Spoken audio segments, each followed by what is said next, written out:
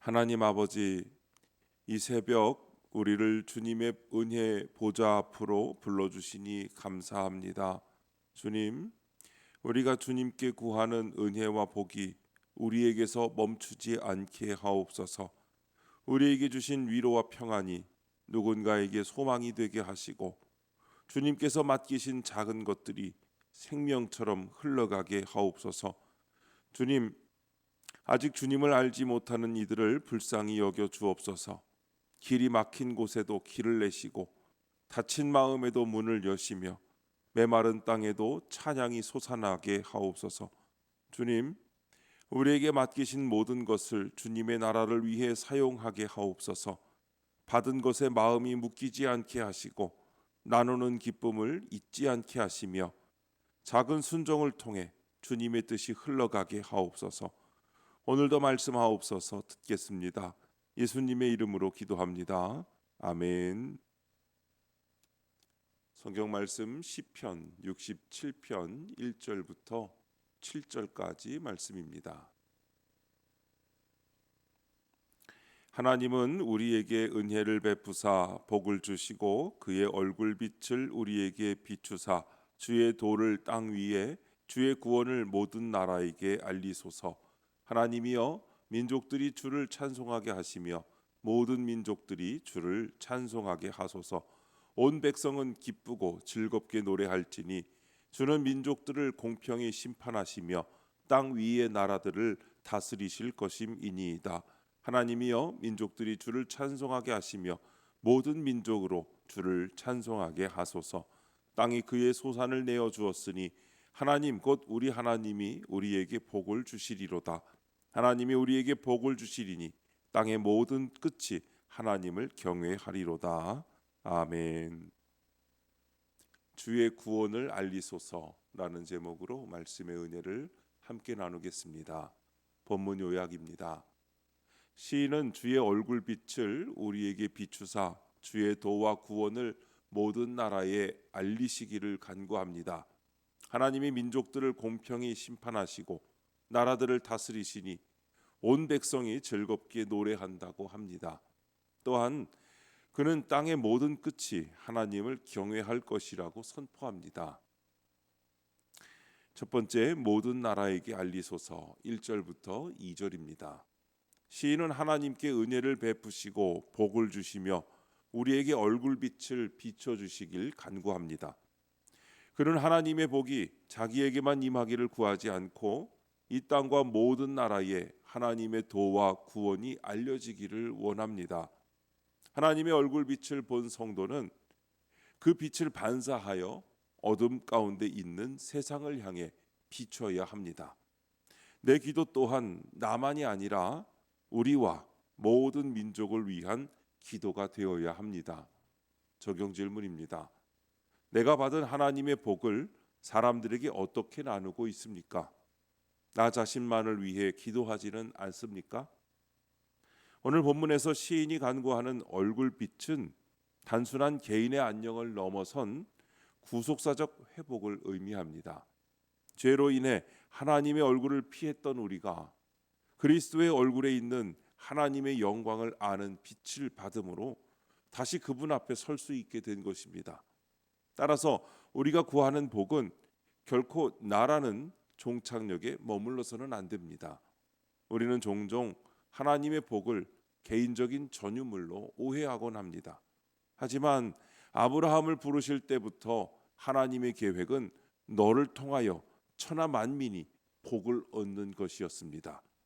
하나님께서 우리에게 은혜를 베푸시는 이유는 우리가 잘나서가 아니라 우리를 거룩한 반사체로 삼으셨기 때문입니다. 어두운 세상 속에 빛을 비추는 거울이 되어야 할 성도가 그 빛을 자기 안으로만 가두려 한다면 그것은 복의 본질을 잃어버린 것입니다. 최근 하나님이 주신 물질, 시간 혹은 위로의 마음을 누군가에게 흘려보낸 적이 있습니까? 이번 주 안에 내가 받은 구체적인 복, 예를 들어 평안한 마음이나 경제적인 여유나 건강 등의 여러 가지들 중에 하나를 택해서 이웃과 나누시기 바랍니다. 거창한 것이 아니어도 좋습니다. 따뜻한 말 한마디, 작은 나눔이 누군가에게는 하나님의 살아계심을 보여주는 구원의 도가 될 것입니다. 두 번째, 찬송하게 하소서. 3절부터 5절입니다. 시인은 모든 민족이 주를 찬송하게 하시길 반복해서 간구합니다. 하나님의 구원이 이스라엘을 넘어 온 세계에 임하길 바라는 것입니다. 하나님은 민족들을 공평히 심판하시며 모든 나라를 다스리시는 분입니다. 따라서 우리는 하나님의 공의로운 통치가 온 세상에 임하기를 소망해야 합니다.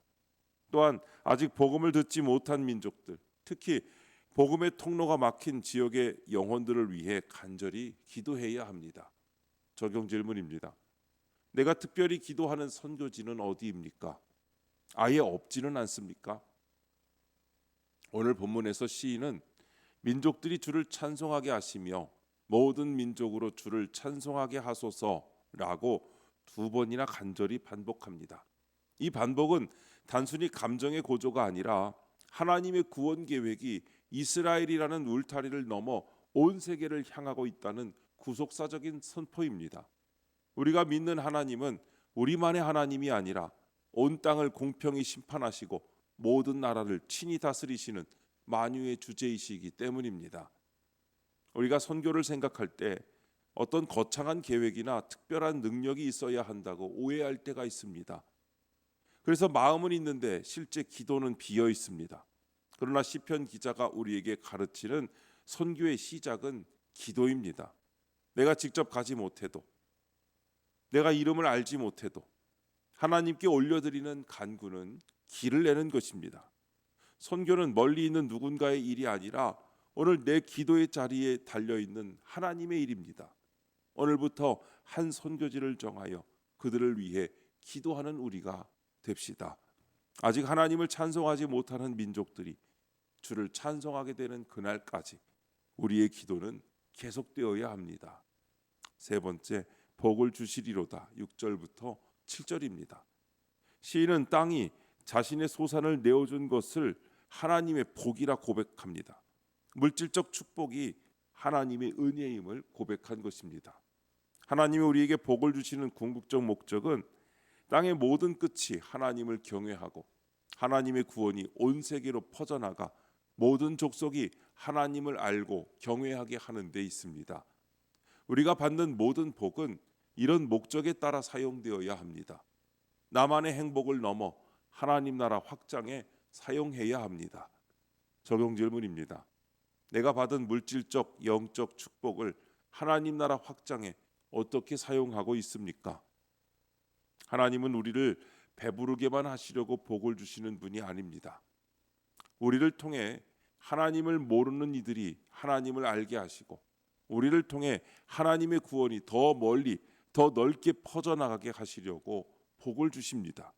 다시 말해 복은 나에게 머무는 종착역이 아니라 하나님 나라로 흘러가는 통로인 것입니다.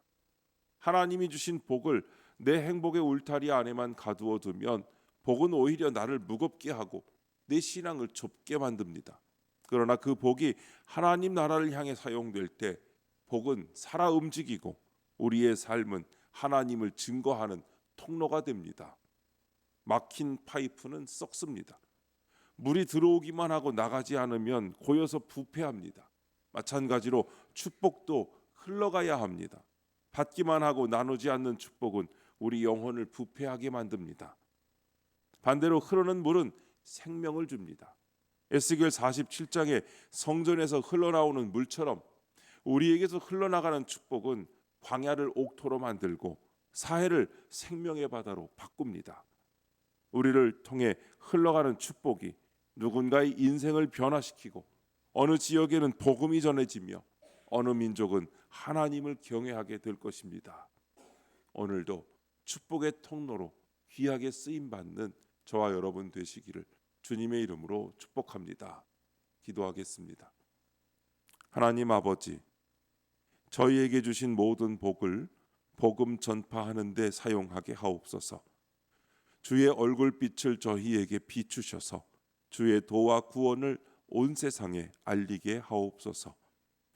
아직 복음을 듣지 못한 모든 민족이 주님을 알고 찬송하는 그날까지 간절히 기도하며 헌신하게 하옵소서. 주님, 이 시간 주님께 기도드리는 성도의 기도 가운데 함께하여 주시옵시고 주님의 세미한 음성을 들려주시며 그 선하신 손길로 붙들어 주시옵소서.